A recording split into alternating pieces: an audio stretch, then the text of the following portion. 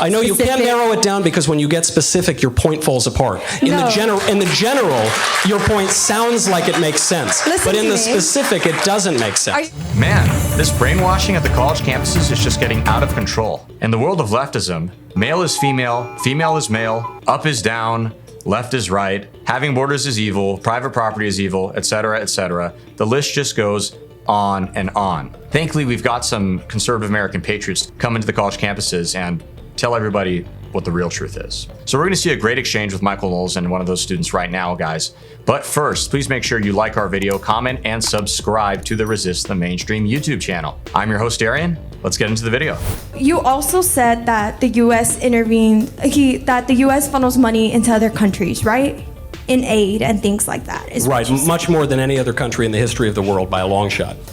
Did you also talk about how the U.S. intervenes in countries in other ways, like war, and that the U.S. is tearing up these countries? Which countries in particular are you concerned for? Okay, so... You mean when the United States invaded Afghanistan to overturn the Taliban? Do you think? Well, because you're making statements that are not specific, look, so I want to get to the heart of your question. Okay, but let me just, with what I'm giving you right now, try to answer my question. Okay, so if the U.S. is intervening in countries, and these when we give foreign aid, we have intervene. Immigrants that are fleeing, where do you expect these immigrants to go when the U.S. intervenes in these countries that don't ask for U.S. intervention? Which country? Well, yes, if the Taliban in Afghanistan didn't ask for U.S. intervention. I'm just leaving it as I guess they did ask for it when they flew I'm not going to specifically narrow it down to any sort of. I know you can't narrow it down because when you get specific, your point falls apart. In the general, your point sounds like it makes sense, but in the specific, it doesn't make sense. You mentioned women that are raped when they. Okay, so they moved on to another topic, so we're just going to address that real quick. I have to say, actually, this opinion might surprise you, but I don't think the girl expressed her opinion well, and I'm not even frankly sure exactly what viewpoint or stance she was trying to express, but I'll try to take a guess at what she was getting at, in that a lot of these wars the United States has entered have frankly just been a disaster. They really have. Look at the Iraq and Afghanistan war, for instance. Those are two fairly recent conflicts that come to mind. We had over 7,000 Americans die in those conflicts, probably plenty more civilians of those countries, many of them innocent, obviously, and it costed us billions and billions of dollars. And for what? Seriously, for what? I've asked this question to many people who are more, let's just say, neoconservative minded, who are hawkish on foreign policy. I'll ask them what benefit has come to the U.S. from being involved in Iraq and Afghanistan. And either I get nothing, usually, or they'll say something to the effect of, well, it's helping prevent terrorism. And they don't really expand on that or get specific. I'm just saying, if you're gonna say that we're gonna send our men, our young men, to go die for another country, you better justify it. You better give a good reason for why we're doing that, because that's a big deal. And I think many people, and I'm not saying this is not a comment about Knowles or anyone else, this is just a general statement, but I think many people treat foreign conflicts as if it's just like a bunch of pawns on a chessboard. And I find that disgusting, frankly. These are real human lives. And it's very easy, in my view, to get detached from it and just think, it's a war there, a war here, a war there, no big deal. And you'll see politicians talk in that manner very much, and it bothers me. But thankfully, I do think that many more on the right wing are coming to kind of realize that and think a little more about what conflicts are involved with and why. And that's a great thing. So let's keep going now. They're going to talk about illegal immigration here, so that'll be fun. You mentioned women that are raped when they cross the border, but you're not mentioning the children that are being raped in the detention centers at your borders. Well, 80% of women and girls who cross the border illegally are raped along that journey by the sadistic sociopaths who have been permitted to run free along the border. What percentage of children who have been brought in by their parents to this foreign country, what percentage of children are you suggesting are being raped by U.S. government officials? Where are the children in the detention centers? There's children that went missing as well. You made a claim, and I'm just asking what percentage of the children being, you said U.S. children in U.S. detention are being raped by government officials. Do you have any evidence for that whatsoever? Government officials. You said they're being raped in detention centers. By whom? I never mentioned by who. By whom? By whom are you suggesting?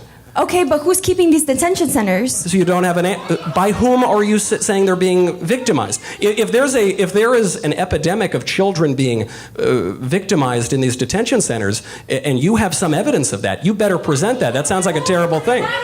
These children from their parents in these detention centers. So children are separated from their parents not because of a policy of Donald Trump, not even because of a policy of Barack Obama, but because of a policy that was determined in 1997 called the Flores Agreement during the Clinton administration. And the reason for that is that when illegal aliens come into our country, they are apprehended by law enforcement. But if they're held for longer than a short period of time, you can't put children in jails. I don't think anybody wants us to put children in jails. That is literally caging children. So the children are separated from their parents because the parents are dealt with by law enforcement and the children are dealt with by the Department of Health and Human Services. The only alternative to this would be to put children in jails or else to let the parents go free without any consequences for entering the country, which is to say the only alternative is totally open borders in the United States. Is that what you're suggesting?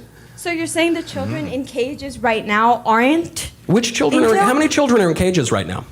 The children at the How many? detention centers.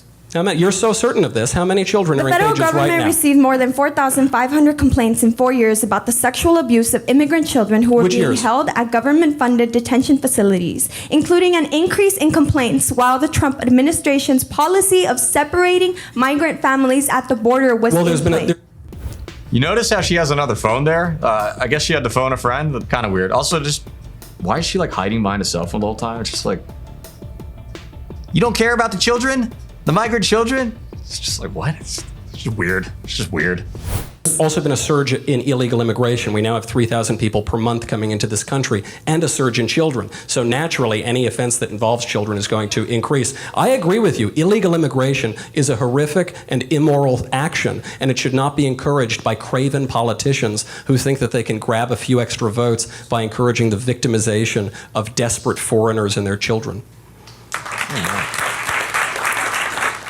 In regards to Knowles' statement about the statistic of 80% of women getting sexually assaulted when they cross the border, which is just horrifying to hear. Back when former President Donald Trump was in office, he one day made a point to emphatically claim that 1 out of 3 women are raped while traversing through the US border from Mexico. That's an insanely large number, no matter how you slice it or no matter what stat you put. Trump's number was obviously true, or perhaps it's even more than that. And we know this because PolitiFact, who is infamous for being super far left and biased and calling right-wingers liars when they're really not lying and just telling the truth, they took Trump's statement about 1 out of 3 women getting raped and rated it half true, because they can't just admit it's true, or possibly even higher than that, because that wouldn't suit the agenda of open borders and all that. But in an effort to look like they at least have some credibility, even PolitiFact admitted, yeah, okay, maybe there's some truth to this. Another point I want to touch on real fast. You notice that the girl is so outraged, as was the left broadly, about the kids in cages, kids being separated from their parents. It's so horrible and evil. When American criminals get arrested, is anyone complaining about how those kids are separated from their parents? No.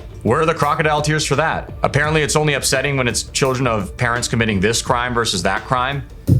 This is immoral to take the kids away from the parents, but that crime, no, you can't take the kids away from the parents when it's that crime. It doesn't make sense. It's so incoherent.